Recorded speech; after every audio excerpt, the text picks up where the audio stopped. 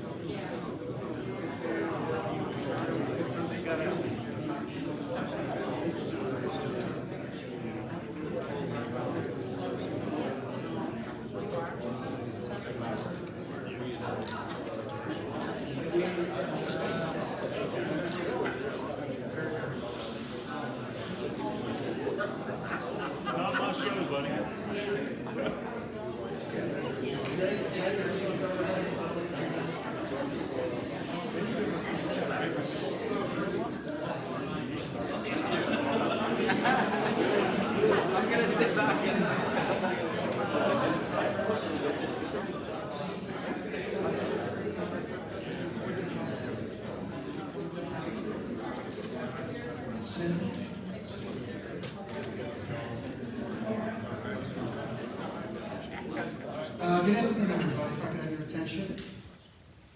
My name is Jim DiGilio. I am the Executive Director of the Pleasure Island Chamber of Commerce. I want to welcome everyone to come over tonight. We've got a great, very informative group of individuals here this evening. We're going to fill you in on what's happening in Carolina Beach. So we're going to kick off with someone who we had here last year at this event, Dr. Guettabi. He is from UNCW. He is a professor of economics and just economics. I did get through 101, so there's something there. He's got a great presentation tonight, very engaging. He's going to give you a lot of information. There will be an exam when he's through, so we'll hand those out after. Following Dr. Guettabi is going to be our town manager, Bruce Oakley. He's going to fill you in on what's going on in his world. And then we're going to wrap it up with Mayor Barbee. He's got comments as well. And past that, we will do a short Q&A for anyone that's interested after you've been completely inundated with a ton of information. So I am going to hand it off to Dr. Guettabi. He's going to start off, and please welcome him to Carolina Beach.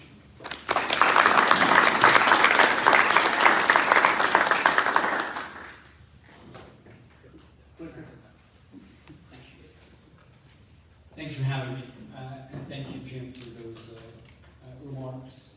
My name is Mouchine Guettabi. I'm an economist.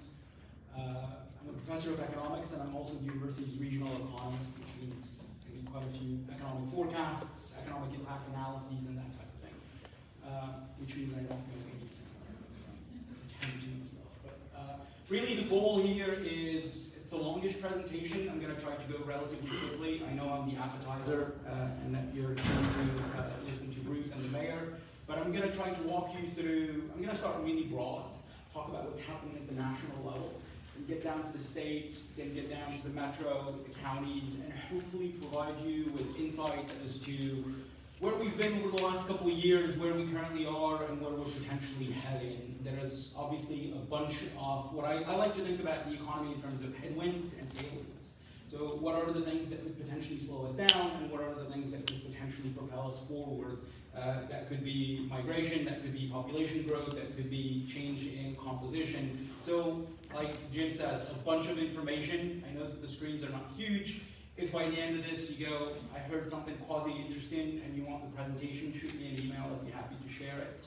But I'll walk you through most things. So I'm going to skip this. I like to give a broad summary of what I'm about to tell you, so that in case you decide you want to play with TikTok or just not listen to me anymore, you can go ahead and do that. The national economy really, as every economist has egg on their face, because everybody's been forecasting a recession for about 2.5 years, and it just never materialized. And the main reason why it never materialized is because the consumer, us, we've held up remarkably well. People are still doing well, they're still spending, and as the consumer goes, the economy goes. So that 65% of US GDP is really consumer spending. So as long as the consumer is doing okay, the economy is going to keep on chugging along. Now, there are some cracks that are starting to emerge. Delinquency rates, especially for the lower end consumer, is starting to kind of show a little bit of weakness, and I'll talk a little bit more about that. However, one of the things that's been really interesting over the last couple, I don't want to say couple of months, maybe 6 months, is that inflation concerns have been replaced by recessionary concerns, right? And so inflation, I don't want to say is under control, but the Fed has done a good job, depending on how you look at things, of taming the rate of inflation. So this is a mouthful. It's not, prices are never going to go back to 2019 levels. They're, depending on what measure you want to use, 25 to 26% higher than they were in 2019. But what's been happening over the last few months is that the rate at which prices are increasing has been slowing, which is positive. However, clearly there is an immense amount of uncertainty at the national level, right? We don't exactly know what's going to happen with tariffs. We don't exactly know what's going to happen with policy. And uncertainty, irrespective about how you feel about decisions, typically cripples economic activity. If everybody's sitting on their hands, on their wallets, and going, I'll wait 6 months to hire or to go out, then that potentially slows down economic activity. So that's really the big concern, right? If firms are not hiring, if you're not having that second beer at the brewery, if you're not traveling, that obviously puts a damper on economic activity.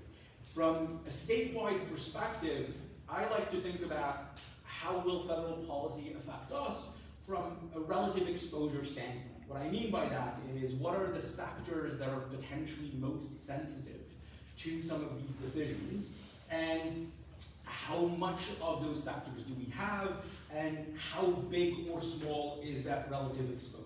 So this is what North Carolina has looked like over the last year, or last few years. 2 things. One of the fastest growing states in the country, both from a population and from an employment perspective. Just some numbers. I'm going to throw a lot of numbers, I'm going to show you a lot of maps, but the state added about 600,000 people between 2020 and 2024, and about 488,000 jobs in that span. 7th to 8th fastest state in the country, depending on whether you look at population or you look at employment. Over the last year, North Carolina is still growing from a population perspective, but it's growing slightly slower than it was between 2022 and 2023. One of the themes of the vast majority of the talks that I've given over the last couple of months has been, yes, growth will continue in the state and locally, but it's really, really hard to expect that we're going to continue growing at the rate that we saw during the post-COVID years, right? And so I hate to frame it this way, but North Carolina, the Southeast region in particular, has been one of the winners from COVID, right? And so a bunch of money has entered the area, massive in-migration, a lot of job growth.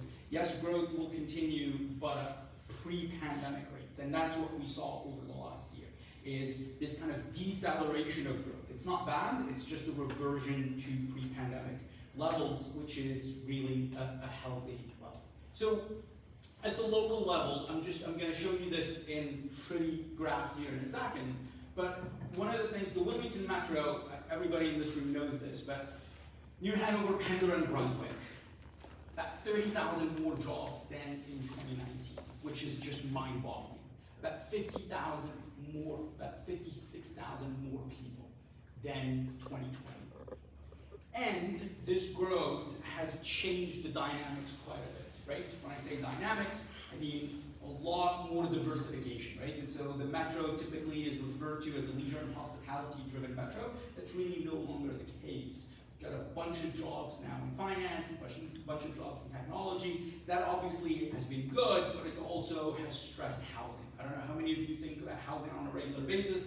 I get emails or calls from journalists basically on a daily basis saying something either about affordability or about, air quotes, I apologize, overdevelopment or about maintenance of open space. But clearly this growth has resulted in a bunch of questions about infrastructure and about what should we do and about whether or not we should build apartments or single family homes or do nothing. But clearly the area has grown at a really fast level. One of the things that I really like to mention, and that first slide should say at the end, population growth. And this is, if you remember nothing from my section, I think it's really useful to think about, okay, yeah, you've told us that North Carolina has been growing really fast, fine. Yeah, Wilmington's been growing fast as well. So the statistic there is really interesting. So using 2024 numbers, the Wilmington metro, so New Hanover, Pender, and Brunswick, represents about 4.2% of the state's population. Over the last 4 years, we have represented about 9.2% of all the population growth that's come into the state. Right? So a disproportionate share of the growth is coming southeast. And so when you're driving from place A to place B and you're using profanities as to how much traffic there is, it's because of this, right? And so and we see this reflected everywhere, right? So whether it's wait times at the light or at the restaurant or because of the construction that we're seeing, but it really, this is ultimately what's driving this. Now, not only have we gotten a disproportionate share of the population growth, but it's a very different population that's moving in, older, more established, higher income. So the number that I like to mention, even though it's in Brunswick County, just to kind of give you a sense, the average household income of people moving into Brunswick County from out of state is about $135,000, right? That's about $50,000 higher than the average household income of residents in Brunswick County. And that 1 out of 2 people moving into Brunswick County are moving from out of state. The other half are moving from within North Carolina, but from other counties. And one of the things that I want to make sure that everybody understands is this last bullet point here. And I'm going to talk quite a bit about housing. So Bruce and I and the mayor were just talking a little bit about the Great Recession. And one of the questions I get most often is, oh my God, there's so much construction. So just some numbers. So between 2010 and 2019, there were roughly 18,000 housing permits issued in the Wilmington metro. So altogether, all housing permits, multifamily, single family. In the last 5 years, there's been basically that many housing permits issued. So we've had the same number of housing permits issued in 5 years that we had in the previous decade.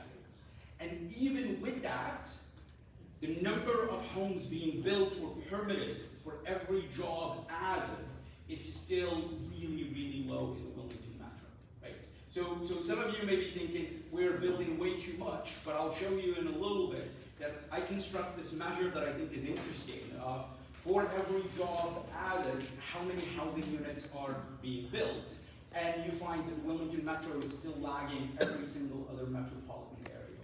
And it's because the growth has been so substantial. So that's just a challenge, right? And that explains, again, if any of you have kids or have concerns about affordability, it's just this demand-supply situation that we find ourselves in, right? And you can't really do anything about demand. You can't stop people from coming. Although I'll tell you this, I gave a talk at St. James a while ago, and somebody came up, not somebody, but a bunch of people came up to me and said, do you have any ideas about how we can convince people to stop moving to the area? I don't know what to tell you. But all really you can do is do something on the supply side, right? And so, because if you can't stop people from coming, then you need to make sure that you have the infrastructure necessary to maintain a high quality of life. So you probably can't see this, and I'm going to show you a bunch of things, and I'm going to say again. This is the picture of the employment landscape at the national level. We're still adding jobs. As of last month, this is up until March 2025, we added about 200,000 jobs at the national level. We can sit here and say, yeah, a lot of the job growth is fairly concentrated. Pre-Doge, a lot of the job growth was happening in government and healthcare. Basically, were the two sectors that were still growing at a fast pace. Everything else was kind of slowing down. We saw a lot of slowdown in tech, but the economy is still growing, and it's growing because I lovingly refer to people as degenerates. This is consumer spending, and consumer spending adjusted for inflation. That line, I started creating it about 30 years ago, and it just keeps on going, right? So that's basically people spending money at a rate that we've never seen before.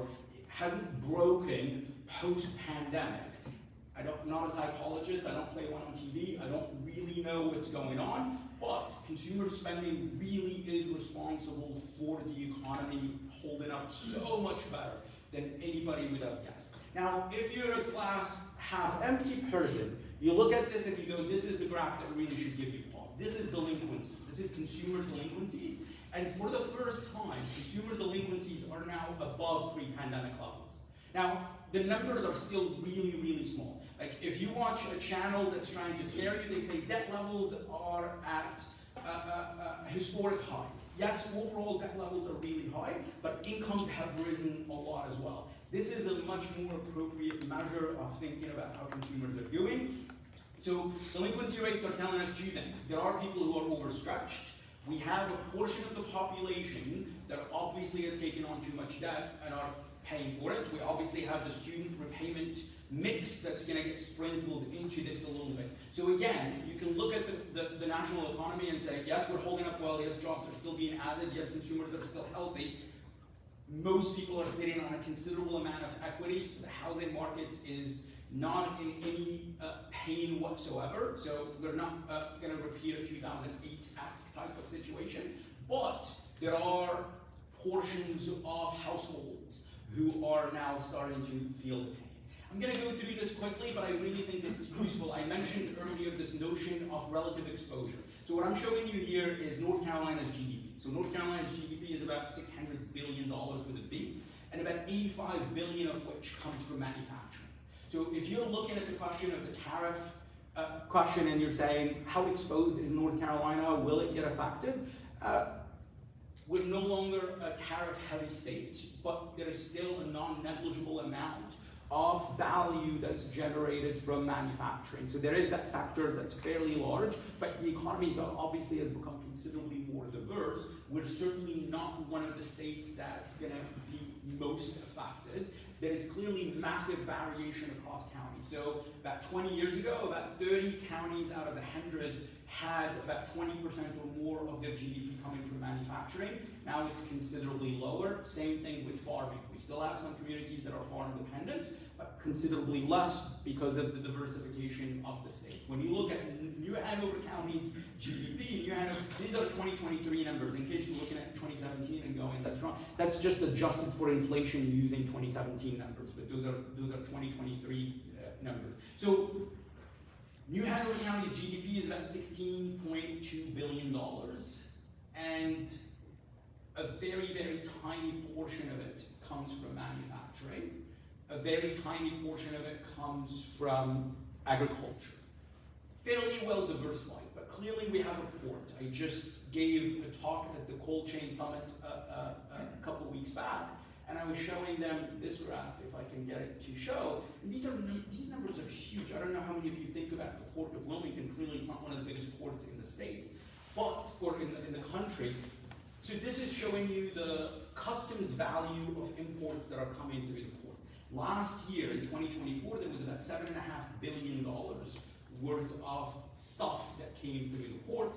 The countries that we get most of the stuff from, surprisingly, Ireland is number one at about $1.3 billion, and China at number two at about $1.1 billion. So there is that China element there, which potentially can affect these numbers, and clearly there would be a multiplier and indirect effect stemming from that decline. Again, you're not going to be able to see it, but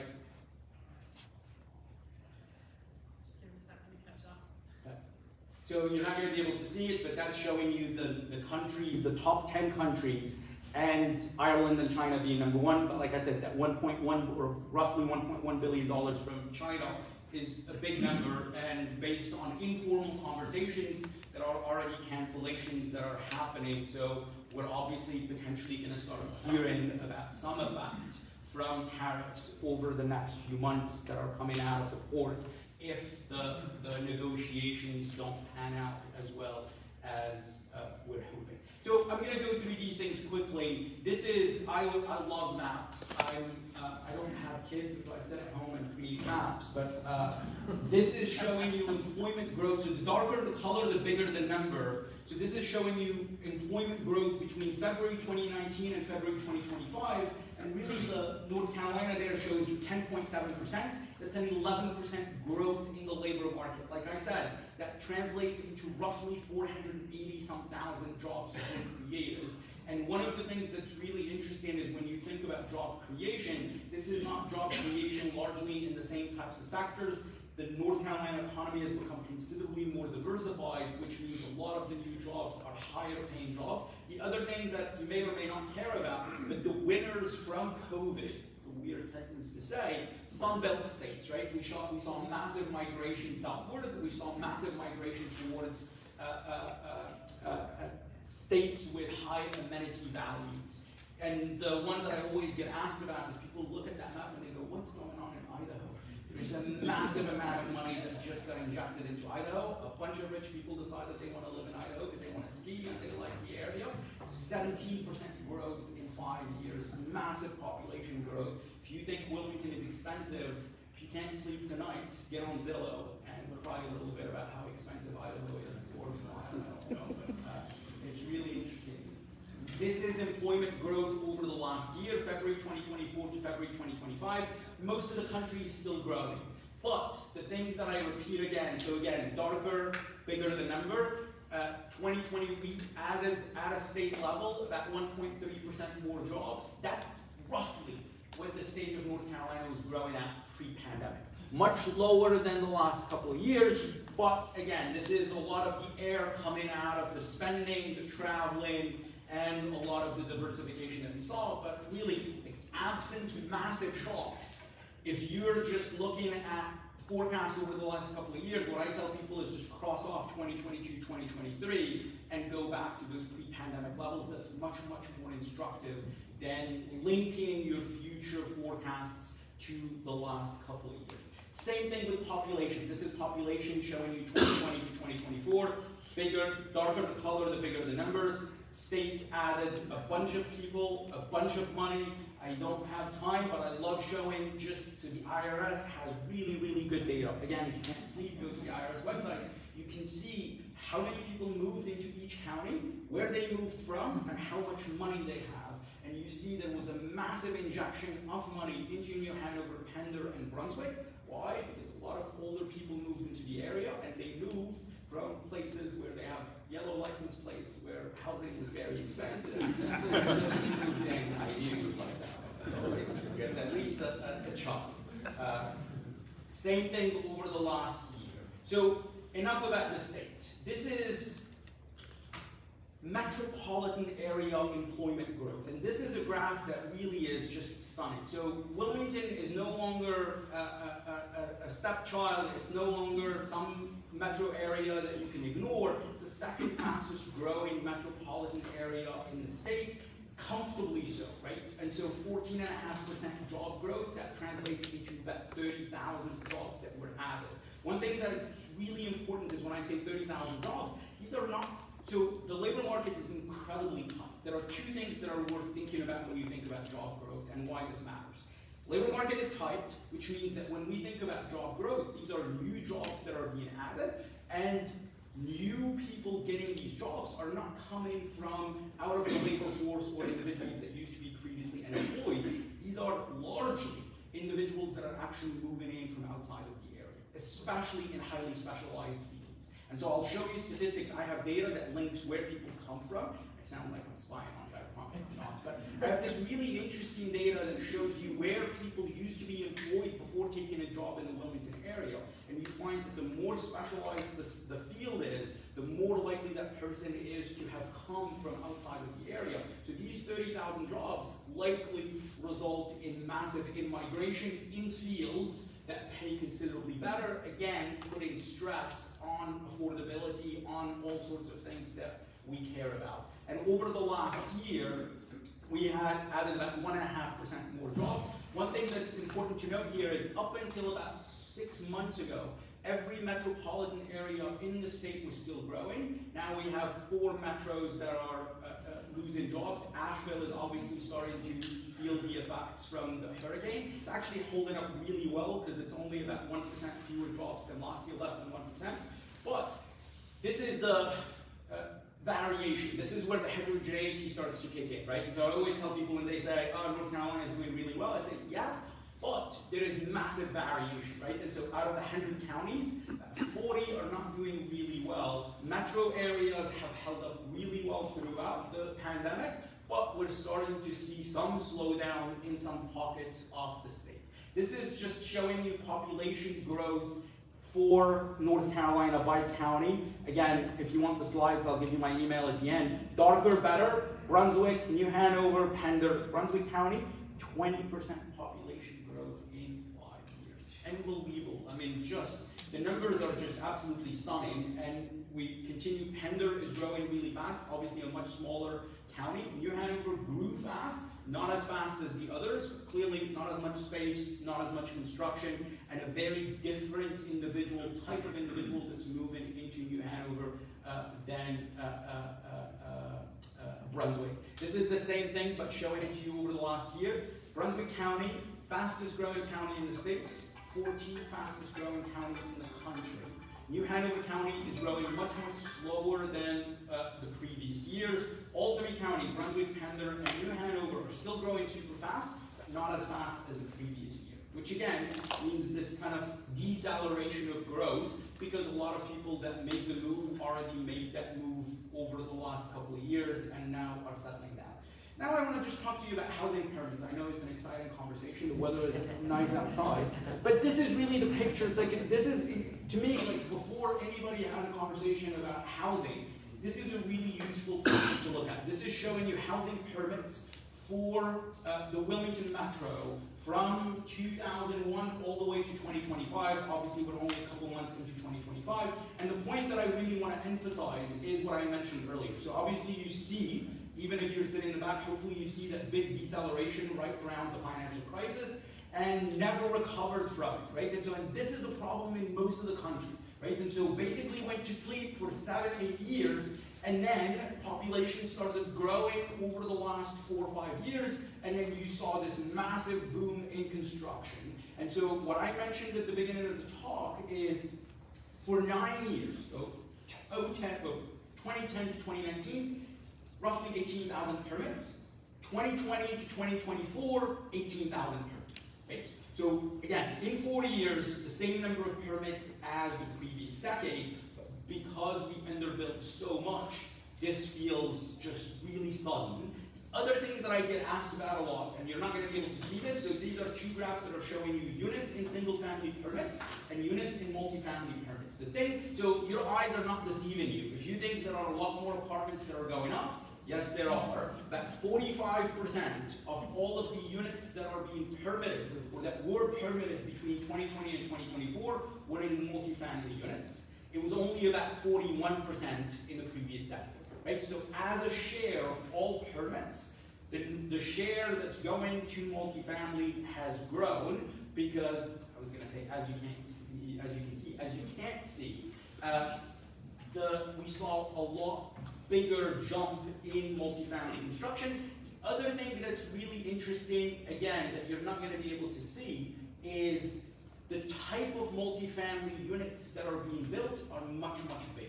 This breaks it down based on how many units are in these multifamily structures. So we're clearly seeing much bigger complexes that are being built rather than the 10 to 15 unit type of complex. And clearly this is something that we're seeing all over the area. This is my favorite picture. I'm going to say this about at least 2 more times. But this really just, in one picture, again, if you know nothing about the area and you go, I really want to understand this insane place called Wilmington, you look at this picture, it has 3 variables. It has employment, it has population, and it has the number of permits.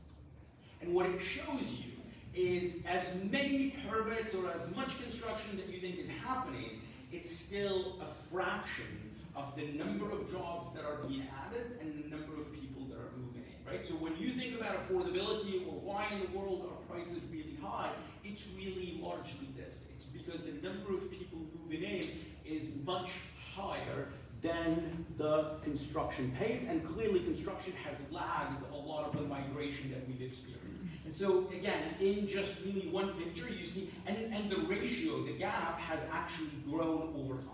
And this really is the best picture, because it really shows you, so this is what I did. I kept thinking about, like, how would I explain to somebody that does not think about this stuff why you should care about the number of jobs. So what I did is I basically said, let me create a ratio of employment changes to the ratio, or to the changes in permits. And what you see there is for each metropolitan area. So we're taking the changes in employment and we're dividing them by the number of permits that were issued over a 5-year span. And what you see is that 1.44 Wilmington says that basically for every 1.5 jobs, there is a permit that's being issued, and we're essentially the worst when it comes to this comparison across other metros. What you really would like to be is a balanced market is for every job created, there is basically a permit. We're at 1.4.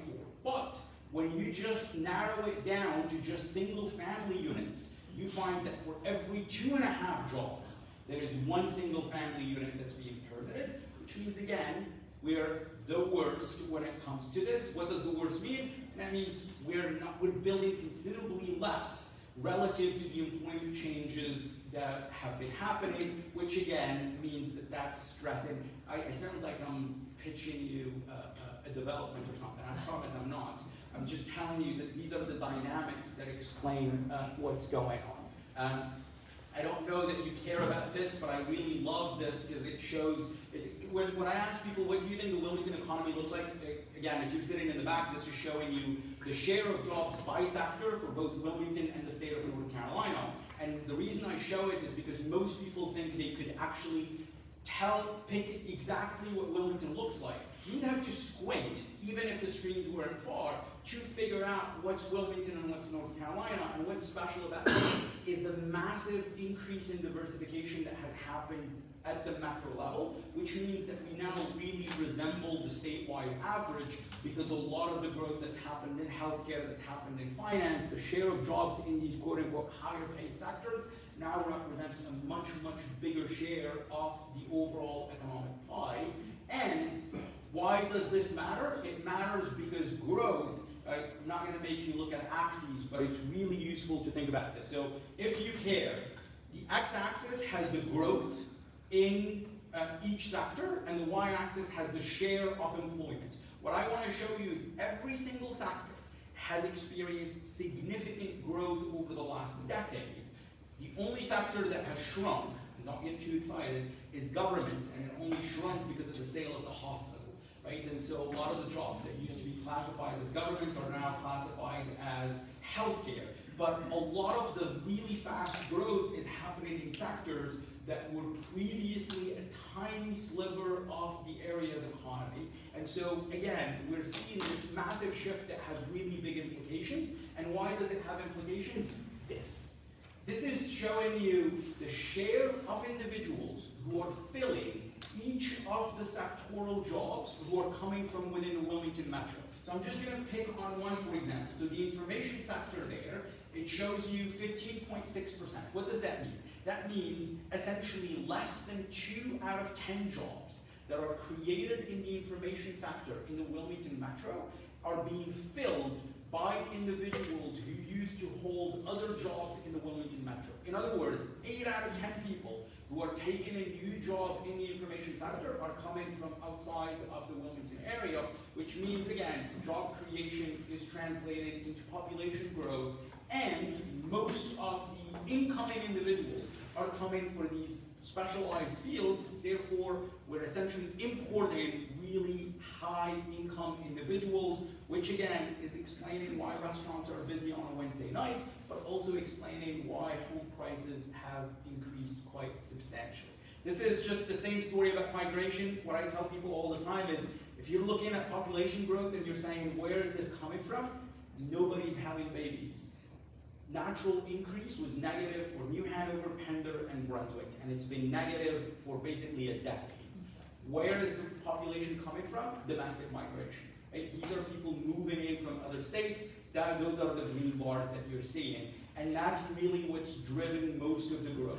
It's still happening at a really fast rate in Brunswick, less so in New Hanover. And if you'd rather, this genuinely is my favorite. This is the silver tsunami. So this is showing you population pyramids for New Hanover and Brunswick County. So Brunswick County is an inverted pyramid. And I think I'm allowed to say this because I lost all of my hair, but so there's a silver tsunami that's happening in Brunswick County, right? And so you see that massive share of the population over the age of 65 completed. So a healthy pyramid that has a growing workforce looks like a pyramid. Brunswick County looks like an inverted pyramid. New Hanover County has that bulge in the 20 to 24 because of the university. But we're looking at two counties, same metropolitan area, completely different dynamics, which means completely different spending patterns, which means completely different tastes and preferences for things, which means from an economic development policy, very, very different leanings when it comes to construction or who benefits from jobs. One of the things that I always talk about is if you're in a place, or if you're a place that's getting a lot of retirees, they're unlikely to get a lot of the benefits from economic development. Therefore, they view a lot of economic development as essentially imposing a cost on them because it influences traffic or commute to the golf course or whatever it is. If you have a younger population, you're viewing economic development potentially as adding jobs, as adding economic activity, and you really want that. But this really matters. And these are the numbers that just, they're shocking in a way, but they really explain everything. So the things that are that are bolded show you average growth in the pre-pandemic era, and then the last row shows you average growth, average yearly growth for natural increase, domestic migration, and international migration post-era. Doubling that has occurred in Pender and Brunswick, and about a 60% increase in terms of average yearly growth in New Hanover. And it's a growth story that is a population story. And what does this translate into? The share of the population in New Hanover County making more than $200,000 has increased to about 12.5%. We have never had that. We still have in New Hanover County roughly about 48, 49% of the population making less than $75,000. But because of these migration dynamics, we're seeing a really affluent share of the population that is largely due to migration patterns. Got 2 more slides and I'm going to shut up so that the entrees come in. 50 fastest growing counties. Brunswick County is in there, which is, like I said, 14th fastest growing county in the country. Why does this matter? Well, it matters because the thing that I mentioned earlier, which is what everybody wants to know, is what's going to happen to housing prices. I'm not going to tell you what's going to happen. This is housing price, so this is price per square foot. And hockey sticks, right? So it's just a massive, massive increase, largely due to the dynamics that I described. Is the market starting to soften? Undoubtedly. Is it going to crash? Absolutely not. Is it going to continue softening? Potentially. I jokingly, lovingly, maybe not lovingly, but jokingly, say that sellers are delusional and buyers are not interested. But it's true, there is a massive gap in expectations between would-be buyers and sellers. Sellers really are still wanting 2022 prices, 2023 prices. Buyers are wanting 2017 prices, right? And so something is going to have to give. And one of the reasons that the housing market is frozen is because these two individuals, types of individuals, are living in different planets, right? And so something is going to have to give. Somebody's going to blink. I just don't know who's going to blink. But really, this is the killer. When you ask people what's going on in the housing market, they say there's way too much stuff being built. But inventory in New Hanover and Brunswick is still well below pre-pandemic levels. There's just a ton of inventory that got removed from the market over the last couple of years because we have people that are sitting, obviously, what's referred to as these golden handcuffs, right? And so they're sitting on 2% mortgages. Even if they may have $300,000 in equity, nobody wants to do away with that those low interest rates. People are sitting on properties. Inventory, even with all of the housing permits that I've mentioned, is still really low, and that's the challenge, right? And so, and buyers obviously are now being hit by multiple factors that are affecting affordability, from the interest rates, which just crept above 7% again today, to obviously increases in prices, to local dynamics, and now you add the uncertainty in terms of the employment landscape. I think I've told you just about everything that I wanted to tell you.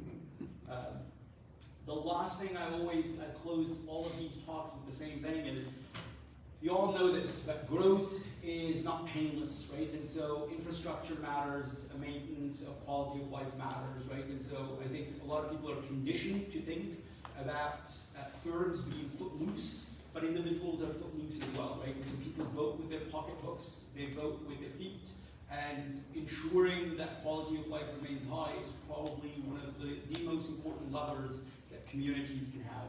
If I said something idiotic, or if I offended you, email the mayor. No. Shoot me an email if you want the slides, or if you want to yell at me, or if you want to say something nice. Or have a good one. Enjoy the rest of the day.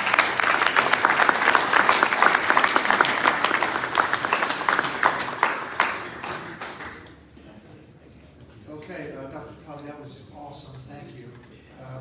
We will have, at the Chamber of Commerce, we will have this information available as well if you don't want to follow the doctor. He's probably pretty busy doing other things based on what I just saw. So I'm going to bring up Bruce Oakley, who's the town manager in Carolina Beach. Just need a second to kind of get his presentation set up.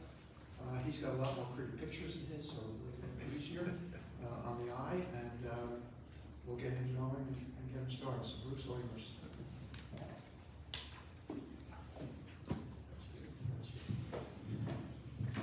Thank you, Jim. Thank you, Chamber, Council, citizens. Thank y'all for coming out tonight.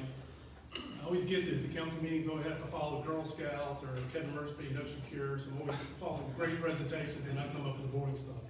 And mine will be the most boring, but it will be the shortest presentation. So pleased this year to present this year's annual budget.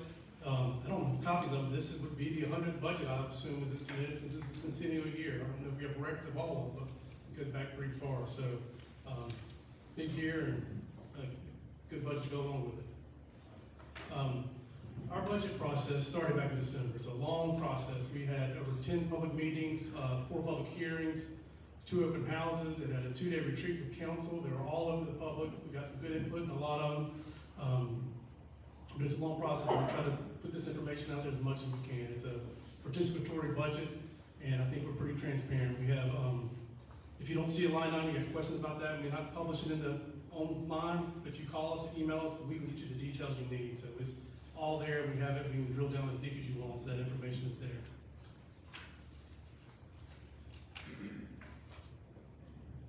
In this year's budget, there were a couple considerations. It was a little tougher than normal because this was the revaluation year. I'm sure you all got a letter from New Hanover County telling you what they feel your property's worth now. So every 4 years in New Hanover County, they reassess and appraise all the properties. This is how we determine what the property value of the entire county. This is how we set our tax rates. We have to do that. And this year, as you probably heard, the average property in New Hanover County, or in town of Carolina Beach, went up 74%, which is pretty amazing. So during these years, we have to determine what, this is by law, what a revenue neutral tax rate is. In other words, what the tax rate would result in the average property owner paying approximately the same as they did the year previous.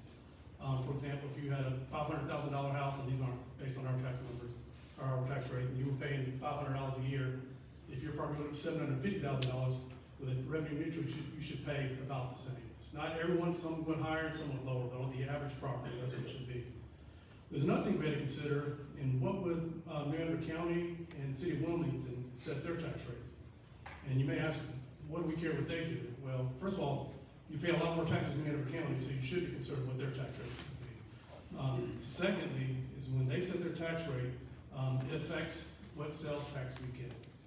Sales tax in North Carolina is given each county, and it's in a pot, but it's not distributed. They have two options to distribute: per capita. We get, what our population versus Curry Beach, everybody per capita. But in New Hanover County, with a lot of counties, they do the ad valorem method, and that's based on how much property tax you charge. So if we go revenue neutral and Wilmington and New Hanover County don't, that affects how much sales tax we get. So we got to plan ahead and think of those things. What we've heard this year is that Wilmington may go a little above revenue neutral, but the county's likely to go pretty well above revenue neutral. So that's going to affect how much sales tax we collect this year. So we had to look at that when we're preparing a budget. We had to run scenarios. Our finance officer did a great job working with the county and look at these numbers and making projections. So we had some behind the slides. So we made some projections, and with that, I'm happy to tell you the town county beach tax rate will drop from 23.5 cents to a revenue neutral rate of 15.52 cents. So we're staying revenue neutral. The mayor and council made it clear at our retreat earlier this year that they knew there's a lot of economic uncertainty that we've been discussing, and they wanted us to stay as close to revenue neutral as we could. So we worked hard. A lot of it, our tax base expanded, so there was some little more room to play with. But we also looked at our budget and made tough decisions. We've had a successful few years of not going to allow a lot of big projects. I'm sure the mayor will point out a few of these here in a minute. We started, we got a lot that we got to finish. So this year we said, let's focus on finishing those and maintaining what we got and put all our emphasis on infrastructure, which we always put a lot of emphasis, but this is what our sole purpose this year is to keep working on infrastructure and get that taken care of. A little background on budget, our town is split into two funds. One's the general fund, which is administration, police, fire, community development, environmental maintenance services, and parks and recreation. This is what property taxes fund. And as mentioned, and we talked about, there's been a lot of growth and a lot of expansion, and with that comes demands. A lot of things we need, especially on first responders. We got to respond to these, new proximity, new condos and things are being built. So in this budget, there are funds for 3 additional personnel in the police department, 3 new firefighters, and there's a big need for fire inspection. That keeps growing and growing, and more of that.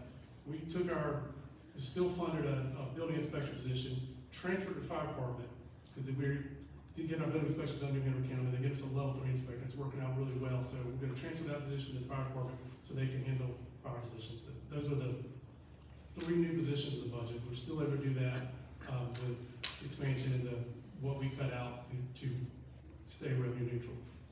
The utility fund is different. This is an enterprise fund. The revenues we make from selling water and sewer fund this department, for the most part. There is a 5% increase on water, sewer, and stormwater rates, but this is consistent with the Carolina Beach 2045 infrastructure plan we adopted a few years ago. It's planning for our future needs.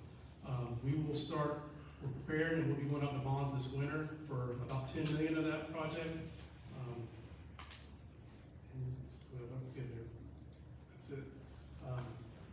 Don't think you can read this either, but be about $10 million this year. That'll include a new well, a new filtration on that well, some piping, and a new meter reading system that we can do remotely, which will make it a lot easier, save a lot of staff time.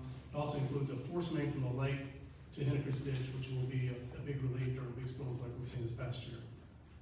And then in 28-29, we'll issue another round of bonds, and we'll wrap these into a refinance, but that will include the water tank and the headworks and a few other things. So it'll be much needed infrastructure completed.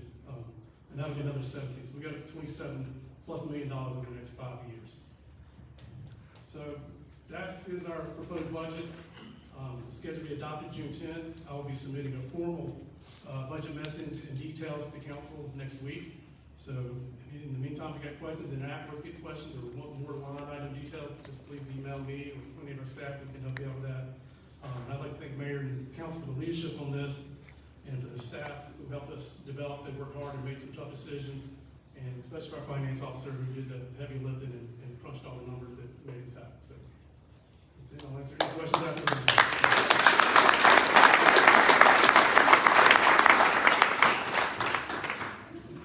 Thanks, Bruce, that was great. I'm going to hand it right over to the mayor, and let him do his thing. So, preparing for this, what do you do at a state of the town, right? This is only the second time that I'm aware of we've ever had one of these.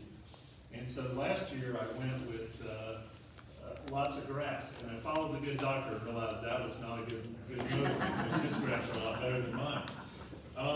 So I thought what we would do this time is talk at a little bit higher level. We all know, I can put up graphs that they would all be hockey sticks.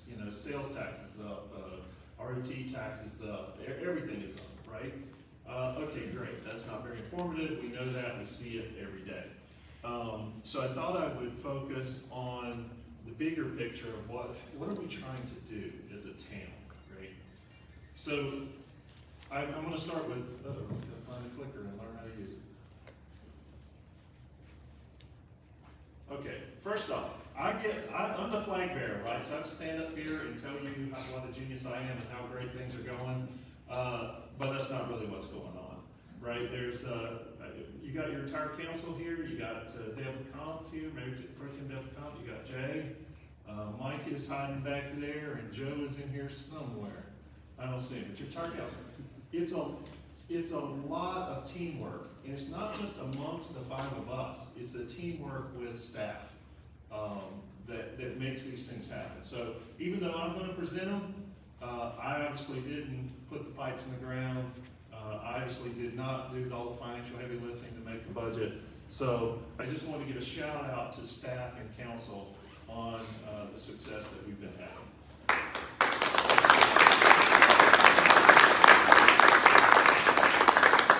So how did we get started? This council, I came on 2019, but this council came on in 2021 for the most part. I believe that's how it went. And one of the things I wanted to do, if you remember when I ran for mayor, was I wanted to become more planned in our work, right? And when this council come on, we had those conversations about, hey, let's sit down and put a strategic plan together. The town does not have a strategic plan. Let's haggle this out amongst ourselves as to what's important for us before we start, right? Rather than just blindly go off and doing stuff. So we did produce that strategic plan. We renewed it again a couple years later. And I think we've done a good job of sticking to that. It is available online if you want to see it. And we'll hit a lot of the elements of that strategic plan that we've accomplished. The other thing we did, as has been mentioned, infrastructure was super, super important, right, with this growth going on. I'd love to tell you that in 2019, I saw this coming. I knew COVID was going to hit, and I knew all these people would move here, and we need to protect our quality of life, because quality of life was a big part of, I think, everyone on council, was certainly my message when I ran. But we didn't, right? We had no idea this was coming, but we did sit down and put a 25-year infrastructure plan together. Because I'm a firm believer that incrementalism in these massive big projects don't work. They become you break them into really small pieces, they get more and more expensive, right? Mobilization cost to pave one street is one at a time is a lot more than paving three at one time, right? So by sitting down and putting that 25-year infrastructure plan together, council was able to put on a piece of paper, what is it we need to do, when are we going to do it, and how much do we think it's going to cost?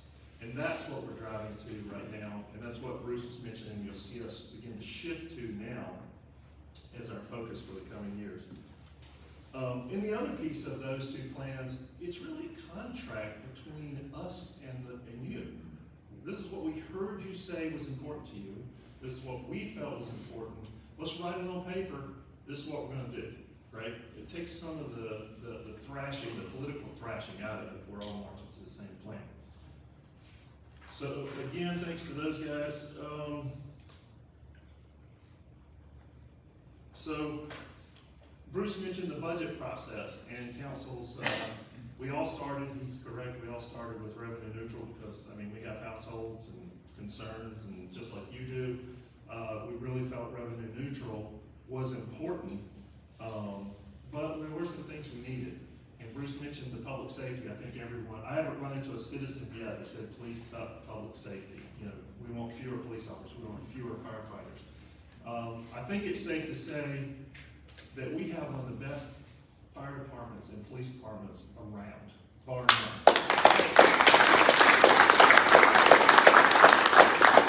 And that goes to the chief and their staff, right? I mean, they just do a phenomenal job. When you see other jurisdictions calling our people for advice, you know you got something good, right? So they're really good. So just to summarize this slide, and Bruce stole my thunder, but no tax increase this year. That's a big deal.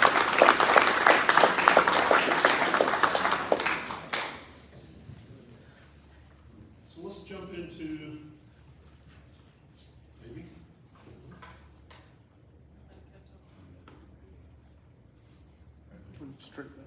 Straight back. She's gonna change it for me. I know I'm not holding my mouth right, so my dad would tell me.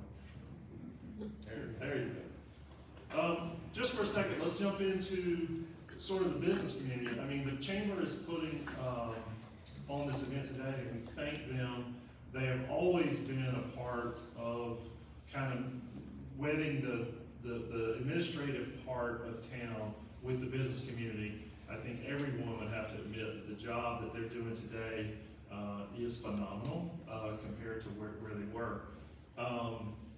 Just a few years ago, during COVID, it was tough, right? It was tough on the Chamber of Commerce, that's just how it was. But we see dramatic growth in businesses in this town. Why is that? My belief is businesses look for health and opportunity, right? The town's crumbling, the town is in disarray, then they're not coming here. So all the hockey sticks that I didn't show you, the healthy town is driving the confidence for business to come here. And last year, I'm told from, I think it came from Jeremy from planning department, but anyway, over 30 new businesses in a year. Think about that in a town of 7,000 people.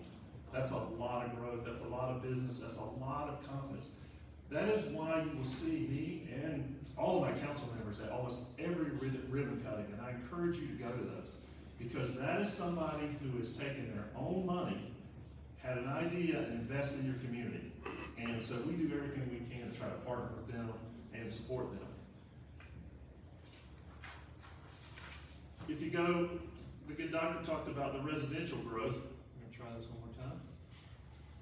I don't think I can do that. There we go. Obviously, proximity is here, right? That was a great partnership between the town and the business community, but it was even more an indication of something that I don't even know a lot of people realize. We changed to conditional zoning in, oh gosh, now I'm gonna forget, 2020, I think, somewhere. Along the way, we switched to conditional zoning from the zoning process we were doing for approving these projects. Now, all these projects go to the community first. I constantly get people coming up saying, what do you think about the Embassy Suites? Don't know, haven't seen it, haven't got a presentation, don't know. And that's by design. We specifically chose that to put it to the public first. So if you take this Embassy project, they had 2 or 3 community meetings, they keep revising that, and they're taking the feedback directly from the public. So it takes it out of the politicians' hands, it will eventually be in our hands. But the goal is to get as much community feedback so that we come up with a project that the community supports. Again, why are they coming here? Because they have the confidence in the town and the community here to invest. So I think to the good doctors, people moving here, I think the number is around 200 new residents in Carolina Beach in the last year. And as Bruce mentioned, home values up 74%. So we're in big demand. People are coming here. They have confidence. They like it here. It's the same reason. They want to come here for the same reason you're here. Same reason I'm here. So that's a good thing too. And all these things dovetail together. So that was the business. Let's go to tourism. How's tourism doing? More? Oops, I think I got us ahead. Jackie and I are fighting over the clicker. So how's tourism going? Well, I think we know who's around town Saturday. Tourism is is maintaining those post-COVID highs. It's not growing at the rate, but most of us, I sit on the TDA board, and we talk about this quite a bit. We expected to go back to pre-COVID levels of tourism, right? That's what we're planning for. Because, I mean, it was like this. It was a straight up hockey stick post-COVID. So, but that never happened, right? There's some softening around the edges and stuff, but what we're seeing, if you measure RET tax, sales tax, ABC tax, they're all holding at those COVID highs. As a matter of fact, in March, we had the highest RET number for March in the history of the town. So that tells you that tourism is very healthy. It's changing. The dynamics of it changing. If you're really interested in this stuff, I would encourage you to interact with some of the TDA members, because there's some dynamics going on between does the public want short-term rental? Do they want a hotel? Do they want this type of restaurant or that type? So things are moving. It's not static, but the level is holding, which is fantastic news for the town. I'm gonna let Jackie flip the slide instead of me dancing on this clicker.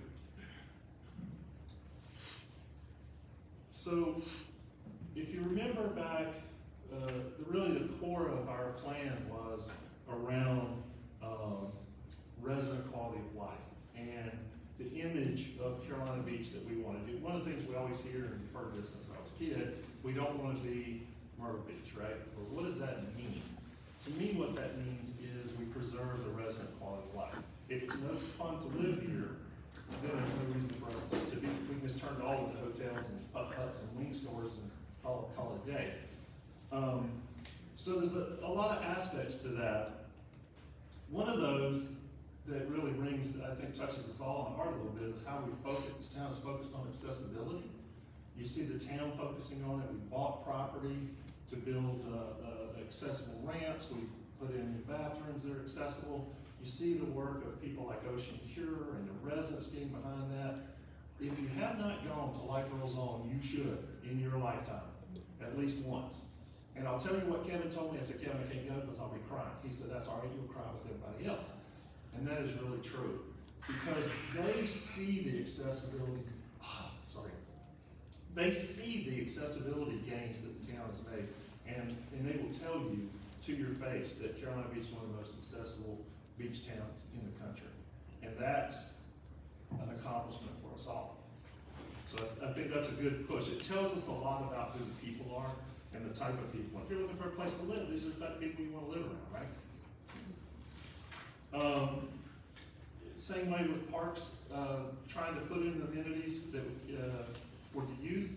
One of the interesting things for me is, and it was mentioned in the earlier presentation, is that we have my age, senior retired folks moving here, definitely, but not like Brunswick County. In my neighborhood, there are more young families. You can hardly drive through my neighborhood with there are just kids in the street everywhere, which to me that is very healthy. That is good. That's the town I want to live in, right? And so, just an example of that is the town's focus on Randy Myers Park, also an accessible component to that park. And as I said, this accessibility thing is not critical to the survival of our town, but it sends a strong message of who we are as people. It tells people who Carolina Beach residents are. Jack, if you're back there next. While we're on accessibility, this slide actually has two pieces. Obviously, the accessible viewing ramp at the skate park was a huge accomplishment. But that's not the biggest accomplishment with the skate park. I give credit to Lynn Pierce back in 2019. We've struggled as a town with town committees, trying to keep, we have people volunteer their time, but they get caught up in this, just the slowness of government, right? So people feel unproductive, they don't feel like it's making progress. And one of the things she always had told me when I first came on the council was, we got to get out of this mode. We need to do more partnerships with organizations that are not bound by the legal restrictions that the town is.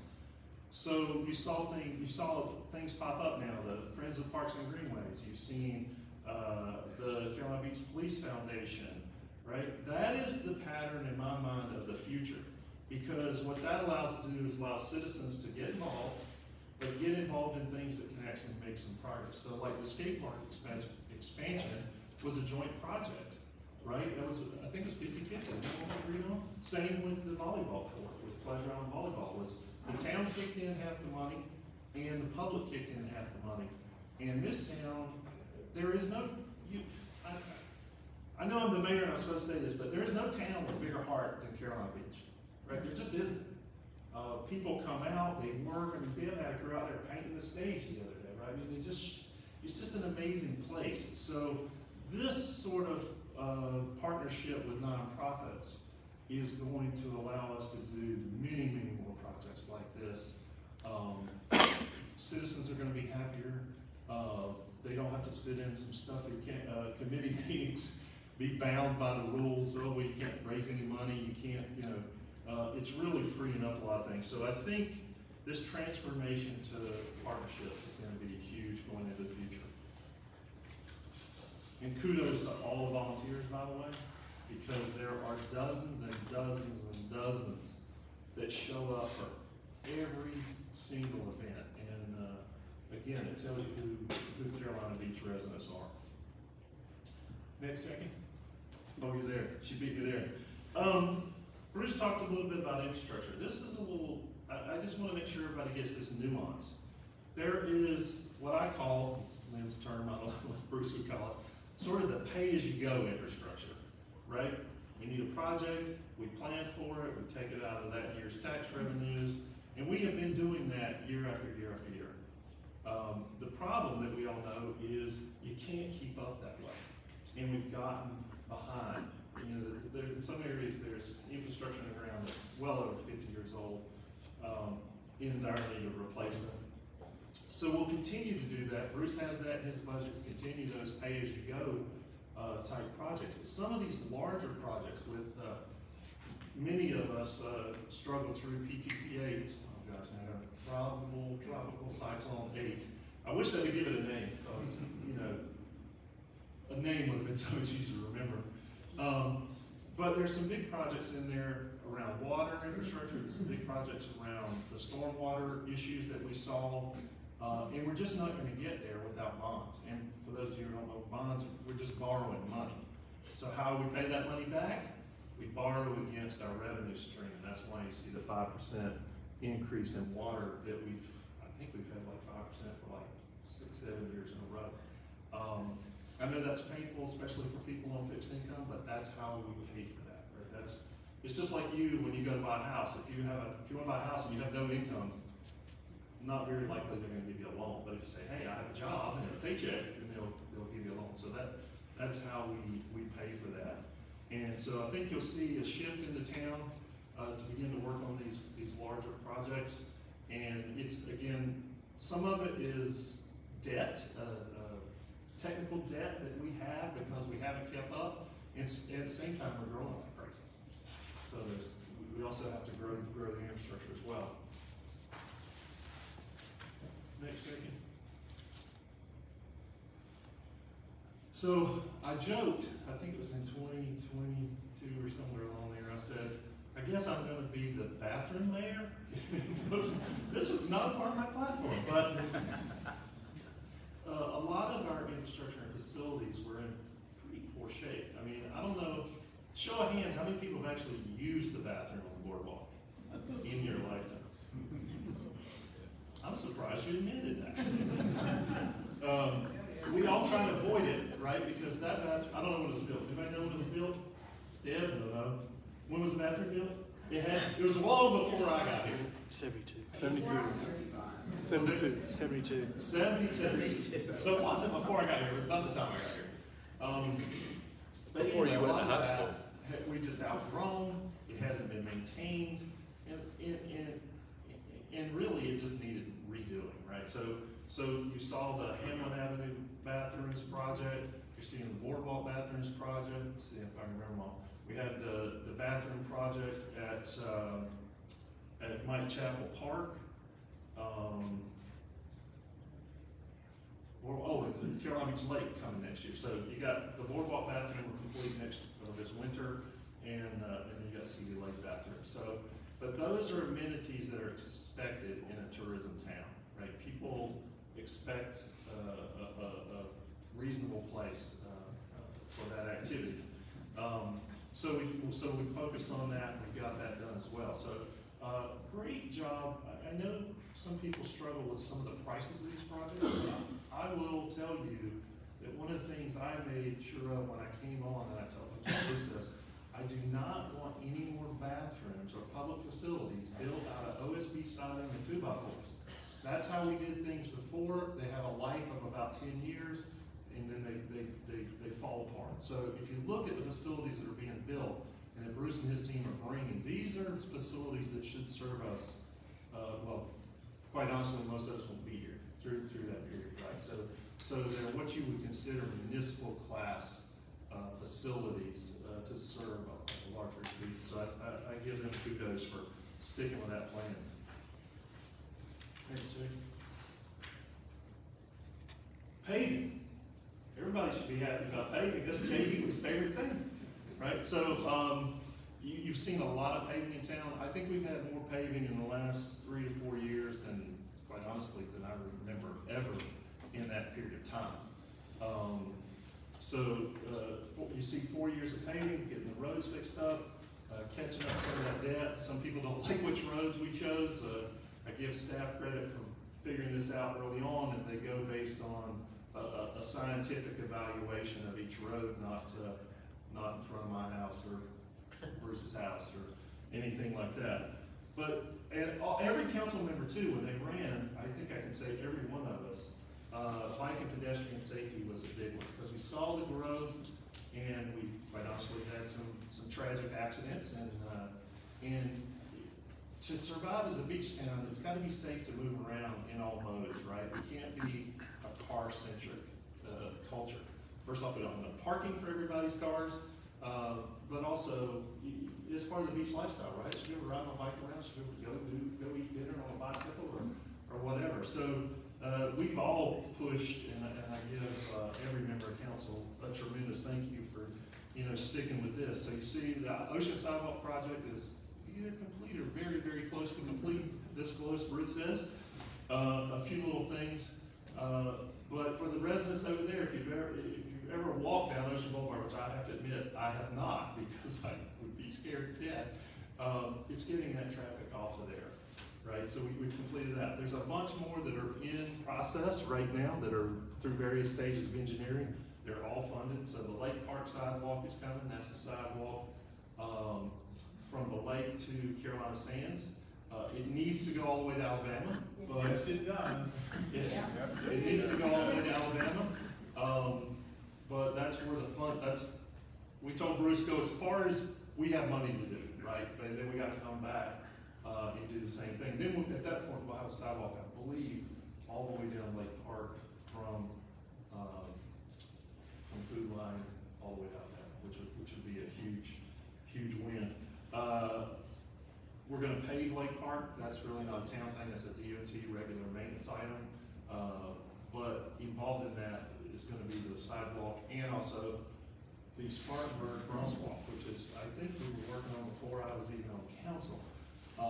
It has taken a long time. And quite honestly, the growth has happened. A number of residents are saying, and I tend to agree with them, you got more problems than just Spartanburg now because of the growth that's happening, especially in that Wilmington Beach area. And then St. Joseph multi-use path is in play as well and should be done next year, I believe, right? If you've ever walked down St. Joseph Street on a busy day, it's very much like it was walking down Ocean Boulevard. So kudos to council for focusing on those. Kudos to staff for getting those done. I know everyone wants them faster, but if you want to understand the pace of government, you should run for office, because it runs at about 10% of what you think it's going to, because of all the permitting, and especially on DOT roads. Watching what staff goes through to get approvals at state level is quite phenomenal. It's not just something we can say, go do it this So bike pedestrian has been very important. Next slide, Jackie. Let's talk about the north end. One of the northern extension to me, which is how I grew up calling it. The north end is, for me, is a really difficult, not just a technically difficult problem to solve, but it's also how we got here. So multi-generations have lived on the north end.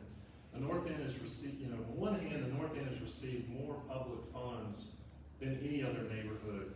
It exists because we created it, right? We pumped sand, we dug sand out of canal and created Canal Drive. The homes along there, that property they're only built there because of the public funds that were expended there. We built the beach up there, we put the, so on one hand, they are getting, historically have gotten a large share of public funds. However, as we all know, we created a bunch of problems for folks up there. So I'm really excited to see the North End folks getting organized, because I do think there's a lot we can do there. We've been making progress. I think Bruce told us, I think I wrote it down, we have spent $1.4 million on the North End in the last 3 years. Some bulkhead projects, some stormwater projects, but that's not, we're also fighting Mother Nature as well. So I think we're gonna have to carefully figure out what the next steps are. One of the things that you're gonna hear me say is, just like I said about everything else, we need a plan. Whatever the plan is, I think it's okay, the folks that I'm talked to that live up there, they understand, they're not naive. They understand the complexity of the problem. They understand what's going to be needed. But to me, what they deserve is a plan. What are the steps to get there?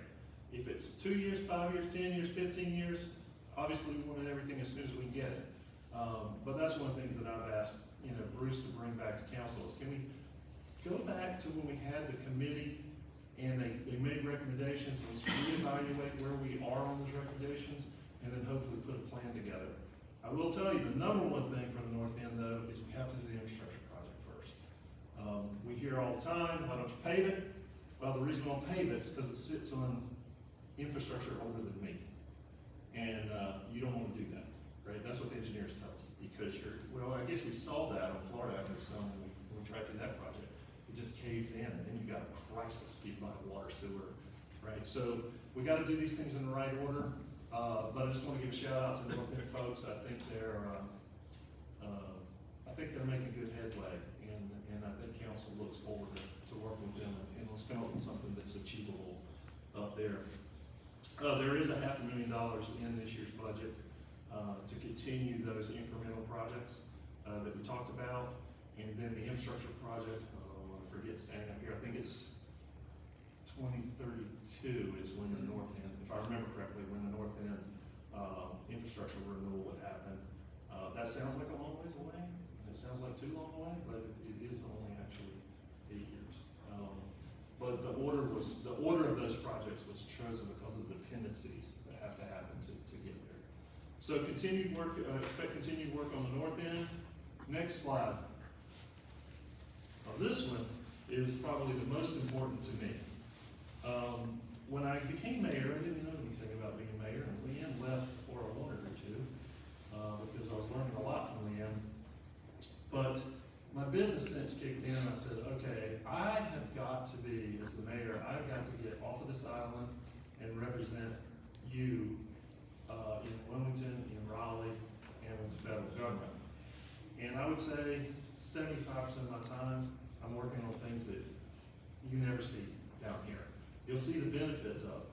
But first off, kudos to council, because we kind of divvied up the work when I became mayor, and those 4 people pick up the slack, being out with the community and being at events and allowing me to build these relationships.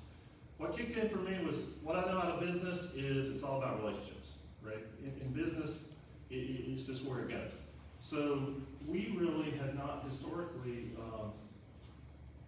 we were more insular for 2 reasons. I can tell you we were insular when I was a teenager because we were the redheaded stepchild that nobody wanted to play with, right? So we took care of ourselves. But then we just began to build these relationships. Bruce had a relationship with Charlie Miller, which helped introduce the rest of us to Charlie. Through various committees, which I'll talk about in a second, we began to build that network. So how is that going? I think there are two things that show you how that's going. One was the Centennial celebration. How many were at the opening of the Centennial at the Marina? Right? Big turnout. All but one county commissioner was there. The mayor of Wilmington was there. The mayor pro tem of Rice Beach was there. The mayor of Tree Beach was there. That didn't happen. I'm not saying that I get all credit for that. I'm just saying that didn't happen 20 years ago. Right? So our stock is rising. But the more important one was, this year we had our strategic budget retreat down at Fort Fisher, which we quite often have it down there. We had the county commissioner chair, Bill Reidenbach. We had representatives from Senator Bud in Tillis' office. We had a representative from Rouser's office. We had Senate Majority Leader Michael Lee himself there, and we had Charlie Miller there. That just doesn't happen, people. In a town of 7,000, you do not get their attention. So our stock is rising, and why that's important to us. I don't know if I should tell the story yet or not, but anyway, I will sort of tell a little bit of it.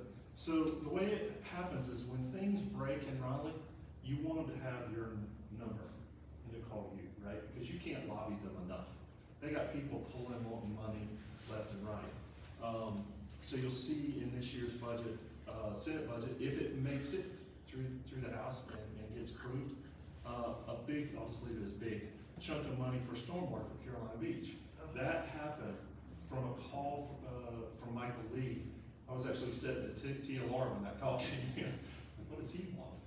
And he's like, hey, I want to help you guys out with some stormwater. What do you need? That is why that networking is critical. So I think we keep doing that. I'm going to keep focusing on that. Sometimes I feel bad because I see all the social media posts from the other four. I'm like, I would really like to get in there. But I'm just taking this off-island approach to making sure Carolina Beach gets the visibility that it deserves. Because you pay way more taxes to the federal government and way more taxes to the state than you do to the town or the county. So I take it as a big part of my job to claw as much of that back as we can. Next slide. I'm getting there, folks, I'm sorry. Just again on relationships, I mean, you see partnerships. Many of you attended the Sunny Day flooding event with NC State. UNCW is in the house. You know, a lot of these organizations, the ones that are really critical for us, they're all critical for us, but obviously is the Corps of Engineers. We need to be friends with the Corps of Engineers. I think every member of council has attended NC Byway conferences, and we are constantly communicating with those folks and letting them know the importance of our issues. The Corps is important to us because that's our beach nourishment and our inlet dredging, right? The other one is Matsu, right? The Matsu relationship is probably one of the most difficult ones, just because they change command quite often, faster than we do. So you're constantly meeting the new person. So we're constantly working on those relationships. That's important because somewhere around a third of our island is not, it's amazing that people who move here don't understand that we back up to the U.S. Army. You know, a third of the island is U.S. Army, right? So those relationships are critical. Like Chapel Park sits on that, the Greenway sits on that. Our plans to put water tanks and wells sit on that, so we need a good, healthy relationship with that. We, two reasons, I skipped this on the core, but 2 reasons beach, if you don't understand beach nourishment or why we do it, 2 things you need to know. And one is, for every dollar you spend building an engineered beach out there, you save $13 in recovery after a major storm. So the return on investment is huge when it happens, right? So that money, and also we don't, I mean, it's paid for by tourists through RT taxes, right? Which they benefit from the beach as well. But the most critical thing, especially on a business on the island, is the speed to recovery. What we have seen since, really since Hazel, when you have a storm like Hazel, and you have no engineered dune system, it just wipes out buildings and took out half the town, right? But behind the engineered beach allows us to get back up and running. You can remember some pretty tough storms in the last few years, but literally we were up and running, in 10 days. Or even like, PTC8 probably wouldn't apply because that's mostly rain, but if you think about those storms and being able to get back, the old joke was don't post a picture. There could be one house falling in the ocean, but if that goes on the TV in Charlotte and Raleigh, you're doomed. So we don't want that picture. Even though it may be the only one and everything else may be fine, that's how fickle the tourism industry is. It's because they'll just go somewhere else. Oh, I heard Carolina Beach was destroyed and off we go. So business continuity is a critical reason for beach nourishment as well. Other than it also protects our homes and our infrastructure and all those nice things. Next, Jacob. So just finishing up on what's the mayor been doing, really close. So in building those relationships, one of the things I started was we have a beach mayors meeting twice a year. So all the beach towns get together, Curie and Wrightsville and us, the mayors and the mayor pro tems, and talk about the beach issues, the things that are affecting us, because we know that the city of Wilmington is sort of big dog in the room, right? So we have to come together to make the beach issues important, or we'll just be drowned out by the city of Wilmington. That has gone very, very well. Obviously, relationship with the chamber, that's why I'm here. The Chamber of Commerce, I attend every one of the board meetings. I appreciate you guys letting me do that so that I can hear from businesses firsthand. That has gone very well. The TDA, Tourism Development Authority, we have an appointed seat on that authority by state legislation. But I've taken a step further and now sit on their executive committees. I've had a meeting with them today to help drive that process. Similar with the Cape Fear Council of Governments, we do not have a legislative seat on that. They choose people, not at random, but based on what they think is needed, because that is multiple counties under the Cape Fear Council. We're not free to have any. But anyway, so likewise there, I have an executive committee seat on that. And then the WNPO, which controls all the federal transportation funding, the NC's State Transportation Improvement Plan. I can't remember what it means, but I can remember how to say it. So that's where I spend a lot of my time, and I can certainly talk deep into any of those subjects, but again, I want to bring it back to council. The only reason I can do that is because they cover for me day in and day out, so thank you guys. Last up, so where we're going. We talked about how we got here and some of the things we're doing. I think citizen involvement, we talked about the nonprofits, but I think continuing the citizen involvement. We had two big things this year. You had the Bike and Ped Plan was renewed. That's driven by the Bike Ped Committee and with a lot of citizen input. That becomes the guiding document of where we're going on that. And then a huge project done by Planning and Zoning Commission, which also appointed residents, was the rewriting of our UDO, I don't remember what that is, Unified Development Ordinance. But basically, it's to simplify the ordinances, because you end up with years and years and years of these pieces of ordinances that were put together, and what you hear from developers is it's so confusing. So the project that Planning and Zoning did for that was enormous. We had help from Cape Fear Council of Governments, obviously town staff was involved in that, and it took them, Wayne, maybe you need to help, how many weeks? 24 months. 24 months of volunteer time. So think about being on that. But we're already reaping benefits from that, and it will continue to evolve. So the town is still planning for the future. We're not just resting on where we are, which I think is good. And like I said, I think doing these in ways that citizen input is involved is extremely important. And last but not least, is the Centennial. What an amazing thing this town has put on. It really isn't one person or one group.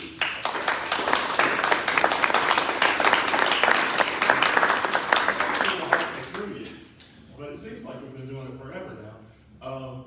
But it's fantastic. It shows off who we are as people. And one of the things I said in 2019, and I said it over and over again, is my goal is to make this a great place to live. Because if it's a great place to live, it will always be a great place to visit. The inverse is not true. There are great places to visit that you don't want to live. But I think our priority has to stay focused on resident quality of life and make sure that this is a great place to live, and then the tourism will take care of itself. That's all I got. And that was twice as long as I thought it would be, but thank you very much.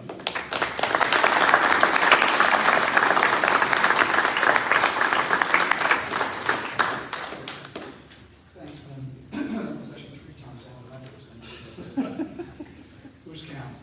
Yeah, who's counting? Anyway, so, being that the Chamber of Commerce is the host of this event, I'm told last year and this year that I do get to do a small commercial.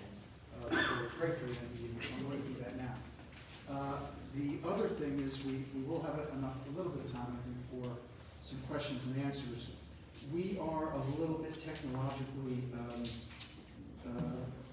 broken tonight. Our wireless microphone wouldn't work. So this is the only microphone we have. So I'm going to stretch this as far as I can, which is going to get me to about here. So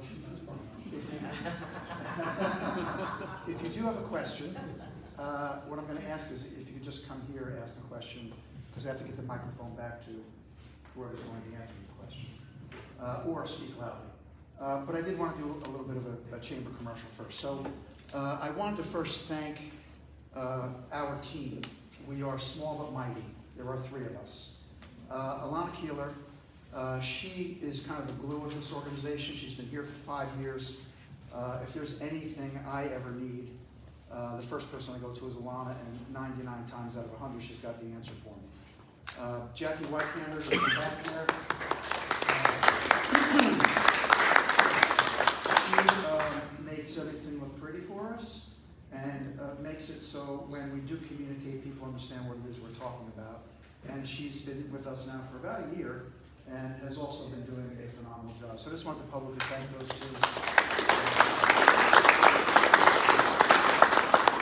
2. I've explained what I do, but We don't know. it's one of those things. I also wanted to touch briefly on, it was mentioned earlier that there were 30 new businesses that opened last year in Carolina Beach. We hosted 23 ribbon cuttings for the 30 new businesses that came into town last year. That's a pretty incredible number, that 23 of 30 businesses decided to join the Chamber of Commerce. The other thing that we've been able to do, and we start paying more attention to now, is we have a 90+% return rate on our memberships each year. So people generally sign up to be a member for a year. We have over a 90% rate of people signing on for more years than one. So we're proud of that as well, and we think that that goes a long way with this group of people that we have here. I think we've gotten a lot better at listening. I think we used to do a lot of talking, and more talking than we did listening. We listen more, and I think we act accordingly as best we can to try to benefit our businesses. So that's important. The last thing I'll touch on in terms of the chamber is, and Lynn kind of stole my thunder a little bit, and that's the centennial. This event, which is running for the entire year of 2025, is an amazing culmination of more volunteer hours, more charity from businesses and individuals than you could possibly imagine to put this thing together. I guess we're about half through in terms of events and things that are going on. So please pay attention, please attend events, please support these events. They've been incredible to date. There's a lot more to go. The folks that sit on the Centennial Committee, there are a number of them in the room this evening, have just done an incredible job in getting this thing to be a reality. And it's something I think anyone from Carolina Beach should really be proud of this year. So please pay attention to that.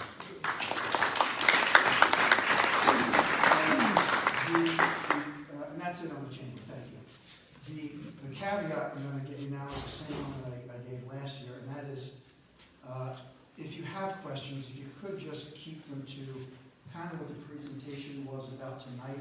If you've got specific questions about budget line items or other things that are gonna bore the other 49 people that are here, please go directly to the source. I know that Bruce and his team would be happy to answer those questions. If you've got any questions about tourism, businesses, those sorts of things, we love that stuff. We want you to come into our office and talk to us, so we're happy to have those conversations with you as well. And with that, who's up? Yes, sir. You don't? Oh, you don't trust me? Absolutely. Okay, so you mentioned quality of life, Mayor. Yep. And you mentioned accessibility. So Wilmington Beach is not a place for which the rest of the town is accessible, even for an able-bodied pedestrian, let alone somebody in a wheelchair. We really, really, really need a sidewalk. One more. There's an epidemic of dogs off leash.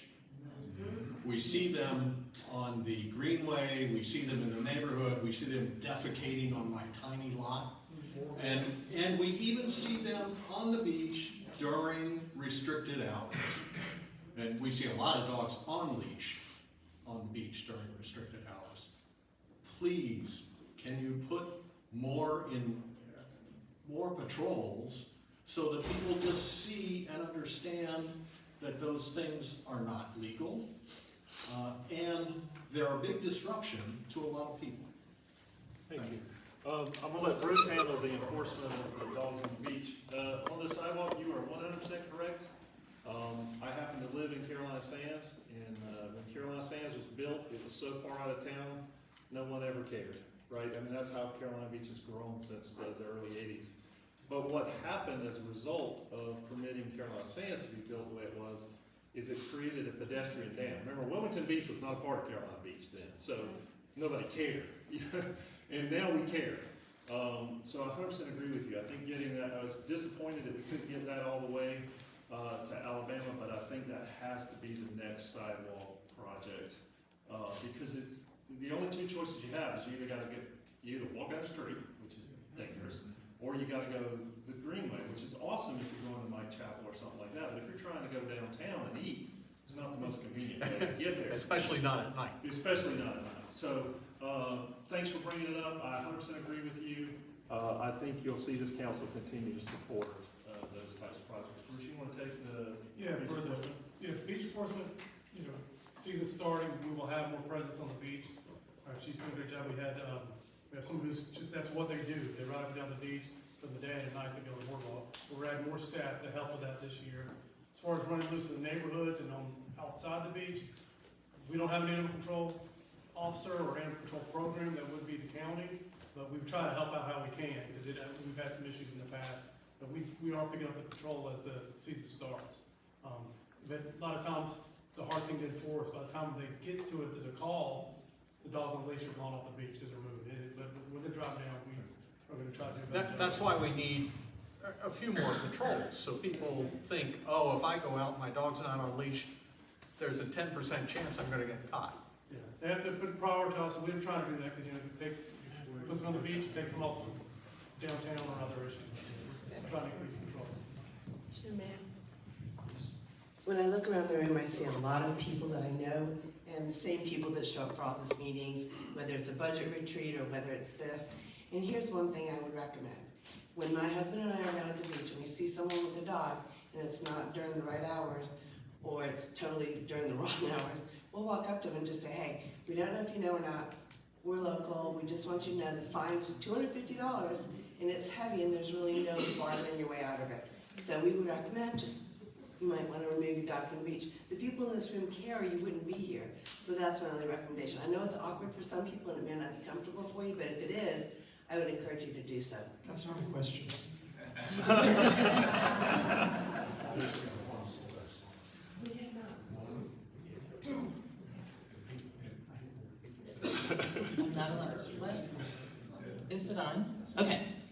I am not gonna mention the P word, so you'll be happy about that. I have a couple questions. First of all, thank you everybody for this great event and providing this very helpful information. My first question is, do we have an update on the appraisal of the boardwalk property that the town is going to purchase? My second question is, has there been any update on the allocation of ROT money? I think that was something that the council was interested in.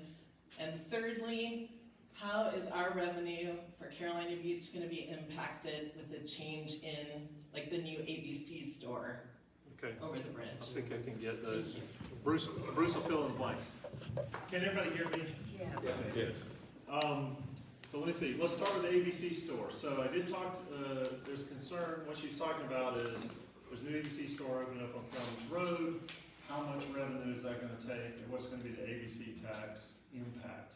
Well, obviously, your big taxpayers, although we all probably visit the ABC store, the big taxpayers are the bars and the restaurants. That's who's, and according to the ABC board, when I talked to them, their tax is allocated to the jurisdiction where they are, not where they buy the alcohol. So if you're a restaurant in Carolina Beach, even if you have to go out there and buy your alcohol, the tax will still flow to us. So the big question, part of that question is, how much is the Carolina Beach road crowd gonna go there and not come here? And I don't think we really know, but I don't think we expect that to be huge. So that was one question. Reallocation of ROT. This has been a big issue in the county for many, many years. So the way that money is allocated, how much goes to beach nourishment, how much goes to marketing, how much goes, is in state legislation. It's mandated by the state. We don't really have a choice. I can tell you there are constant communications, especially in the TDA board, of trying to figure out how to change those allocations, because roughly a third of the money is going to marketing, and when you're overflowing with people, a lot of people question, why are we spending that on marketing? But the reason is because that's what the legislature says we must do. So I think you'll see that continue to move. I would say there hasn't been a lot of motion, a lot of discussion. What was the first question? Appraisal of the Oh, boardwalk the appraisal of the property. property. So, can we talk about that? Not much, we can just say there's no news. Okay. No, there is no news on the appraisal on that property, but that's what we're waiting on. Couple things. First, I love the skateboard park. It makes me smile every time I see the kids in it. The other thing is, the sidewalk going down Ocean is wonderful, except that there are cars that are parking in the driveway across the sidewalk. Is that gonna change? Yeah, that is illegal. So I would say if you see that this actually came up in a council meeting, I think actually, Maybe the word Mr. isn't- Hopper brought it up as to, it's a new sidewalk. Yeah, and people don't really know what they can and can't do. Okay. So I think there's gonna be some education. It's a great sidewalk. That's gonna have to be done there. 'Cause Call, town hall or the non-emergency, the police department or something, and we will Okay. react when we see something there. The last thing is, what's happening with the old library? What are you gonna do with that? We're undertaking a facility study right now Okay. about town property, examining all the town property uses, future uses, growth of staff, growth of the town, how to respond. So that's under there. We do have money in the budget to make some repairs to it, so we can get it back open. Okay. We're gonna wait till the facility study's done, see the actual use, and then we'll go from there. Okay, thank you. I will add to that on the library. I think, again, I always hesitate to speak for council, but I think I know it pretty well, is the library is very important to us because of its history and how it was funded. Occasionally, it's like it's too much to fix, maybe we should tear it down, but I think there's a strong sentiment among council to see if we can't find a way to keep that building. It's not the most beautiful thing, it's kind of 1960, right? But it is, it has a long history here on the island, so I think you'll see council try to find a productive use for it. Sir? I'm gonna ask the economist a question. Somebody who knows something. If you had to pick between taxes, population growth, housing prices or something else, what do you think is the biggest threat to Carolina Beach over the next 10 years?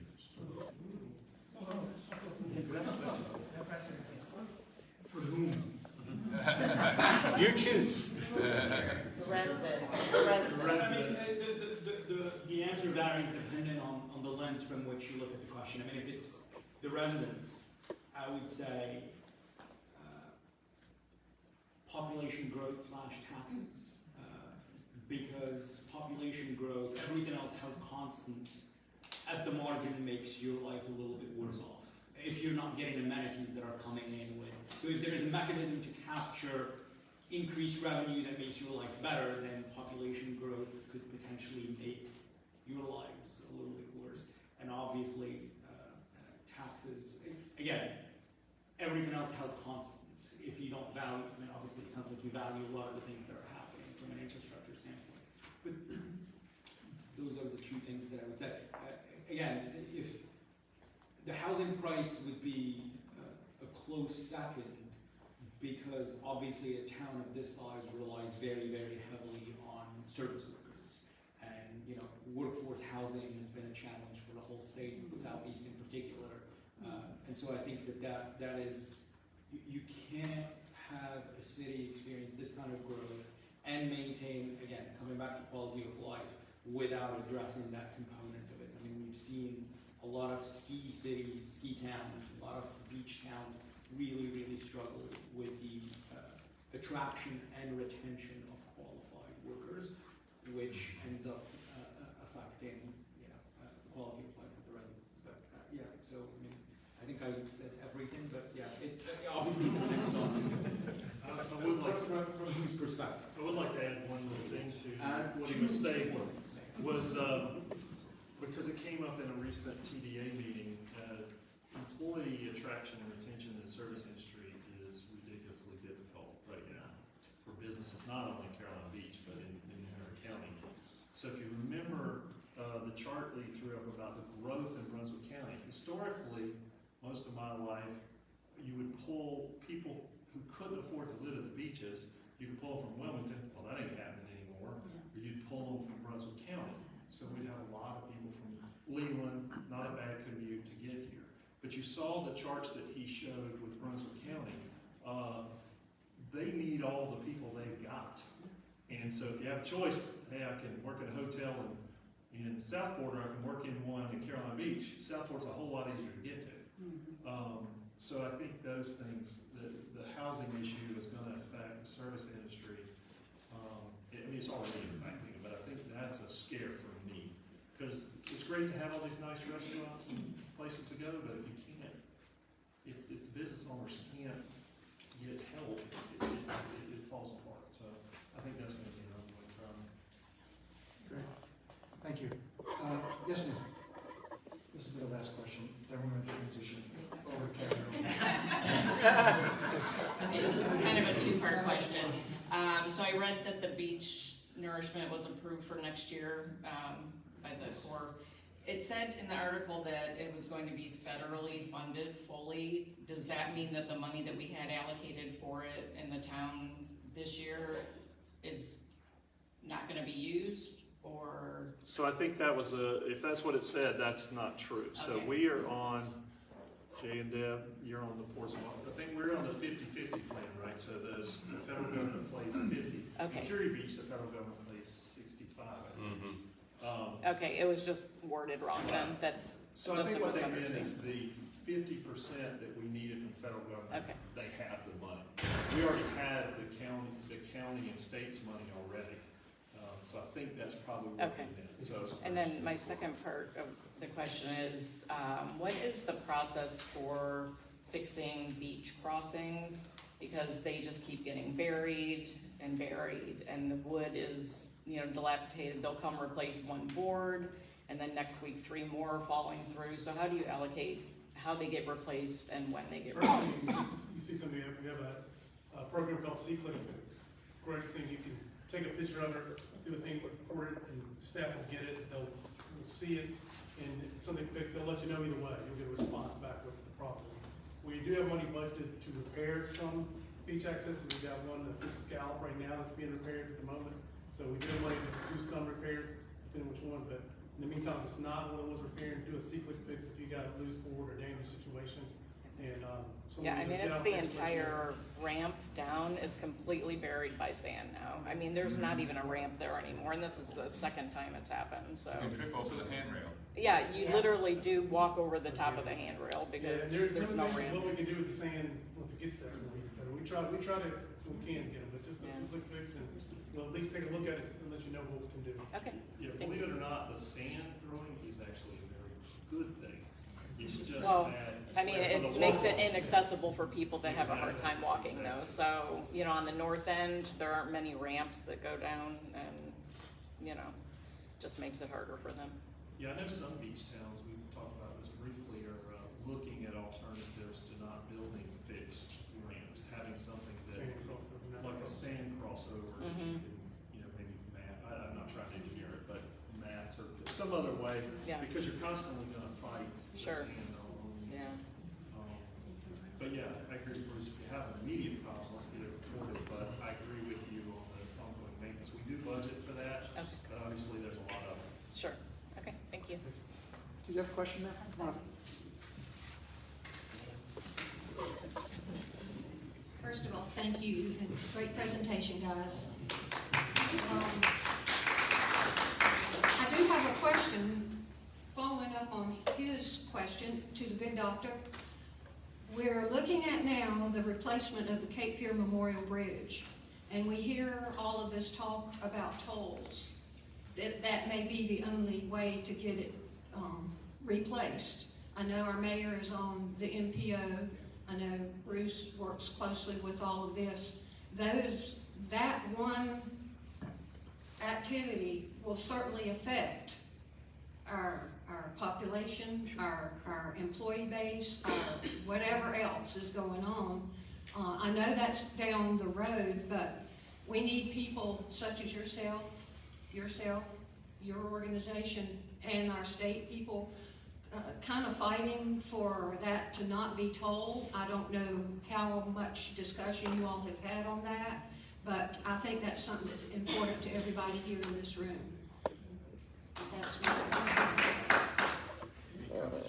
Yeah, I mean, I think that the challenge with the tolling question is not to come back to from whose perspective are you looking at the question, right? And so it needs to be replaced. They need to raise money somehow. The question is, I think every single one of these questions comes down to who do you want to bear the burden of this particular project, right? And so, and you're absolutely right that communities that depend on commuting in particular, I think are the ones that are going to end up bearing a lot of that burden. I mean, half of the workers half of the workers in Wilmington, in New Hanover County, live outside of New Hanover County. So, and one of the challenges is, does the burden end up being borne by low-income workers who are having to commute out to find low-income housing? So, I wish I had a magical answer for you. I think that, obviously it would be great if the federal funding, gets restored and there is a way around tolling. But I think if tolling does happen, what's going to end up happening is you're going to see a lot more density and a lot of building to avoid having to commute back and forth. But it's an incredibly challenging question. But it's infrastructure that is obviously sorely needed. It is. We need our agencies fighting for us, though. No, I appreciate it. Yeah, probably the toughest question that the NBO deals with is that bridge, and there is no easy way. Yeah, There is an answer. Okay, great. Well, that's our wrap up for this evening. I want to thank our presenters.